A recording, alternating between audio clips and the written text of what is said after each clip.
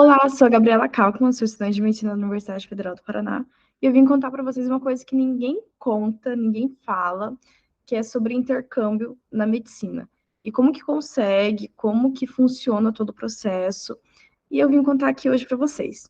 Existem algumas formas, eu vou comentar para vocês sobre duas formas principais, que são através de editais, e esses editais são através da IFMSA, que é aquela instituição que o pessoal conhece mais pelo intercâmbio mesmo, ou através das ações sociais que eles fazem, eventos que eles fazem, e pela CLEV, que é da DENEM, e praticamente todo país tem uma DENEM. No caso aqui do Brasil, o Instagram deles é DENEM BR. O que acontece?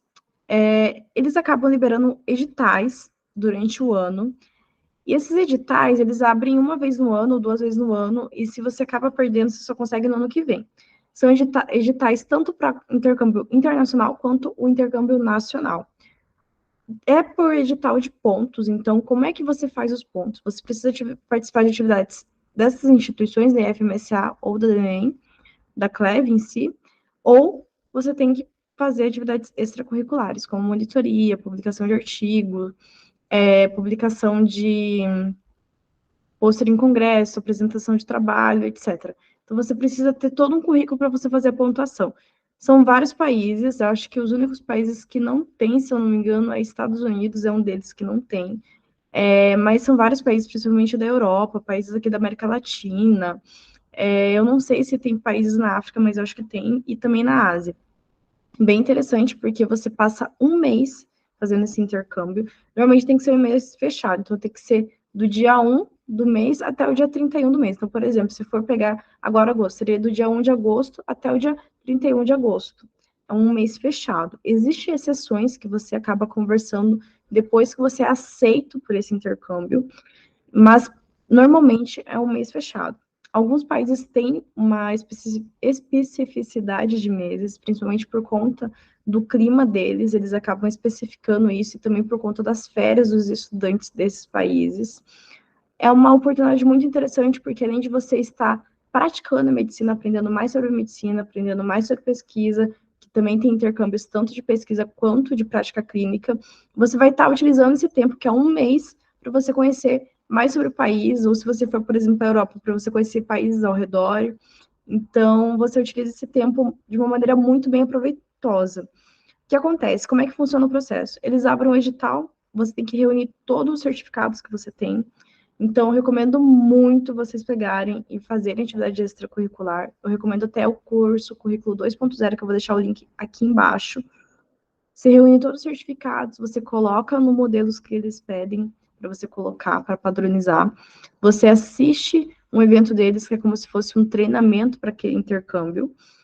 Aí, fazendo isso, algumas CLEVs ou IFMSA vão cobrar uma taxa para fazer toda a submissão do teu processo ali, para você poder fazer o intercâmbio.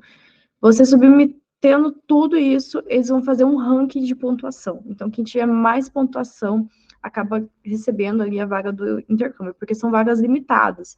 Tem países, por exemplo, que tem uma vaga, países que tem duas, outros que tem 5, outros que tem 20, então depende muito de cada país e da disponibilidade ali que eles têm para poder receber estudantes. Feito o ranking, tá, Gabriela? Eu passei. Você vai ter que pagar uma taxa ali por você ter passado. Eu não lembro qual que é a taxa, mas normalmente gira em torno de uns R$ 200. Tem alguns estudantes que conseguem isenção, comprovando alguma das documentações. Depois disso, você vai mandar todas as documentações que aquele país, o seu destino, acaba pedindo. Por exemplo, quando eu fui tentar fazer um intercâmbio, eu fui agora, era para eu ter ido agora em dezembro de 2022 para o Equador. Não deu certo, porque a carta de aceite chegou uma semana antes desse intercâmbio começar, era para começar dia 1 de dezembro, chegou a carta uma semana antes do dia 1 de dezembro, então, tipo, para comprar passagem era complicado e deu todo um problema aí bem específico. Mas ok. O que acontece? Eles me solicitaram vacina de febre amarela, eles não pediram só a foto da carteirinha, eles queriam um certificado internacional de vacinação de febre amarela, que por sorte consegui pelo site. Se você não tem passaporte, eu recomendo você já ir atrás de passaporte, mesmo que seja um país da América Latina, que acabe te aceitando só com identidade, porque isso facilita muito o processo de imigração, quando você passa ali, depois que você desce do avião. Eles pedem também, às vezes, certificado de idioma, então, por exemplo, do Equador pedir certificado de espanhol.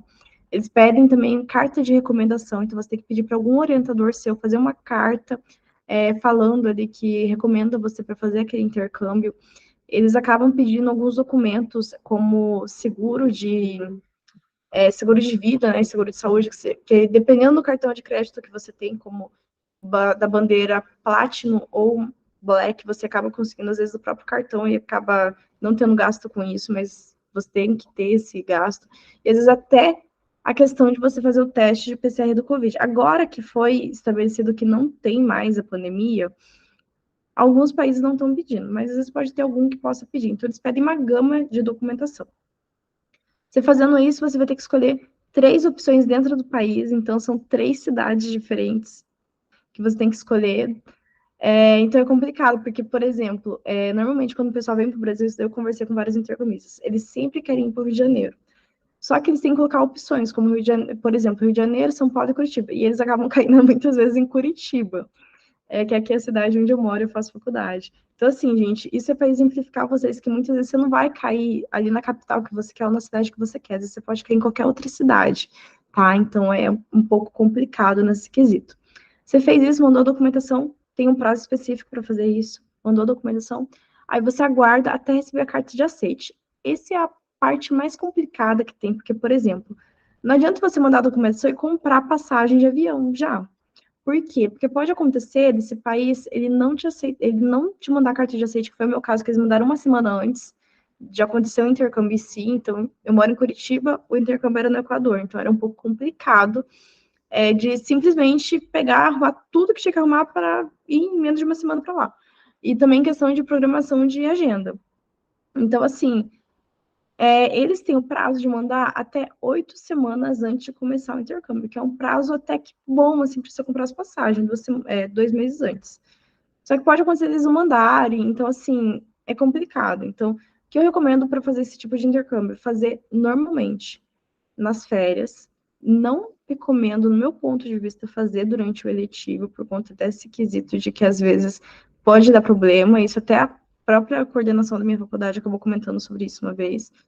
Então, assim, é interessante, tem amigo meu que já fez 3 intercâmbios internacionais, tem amigo meu que vive fazendo intercâmbio internacional também, pela CLEV e pela FMSA, só que tem essa possibilidade de que às vezes pode não dar muito certo, ou às vezes o país acabar falando para você que, não vai dar para te aceitar nesse momento, então vamos para outro momento, e às vezes você não tem esse outro momento para você poder ir.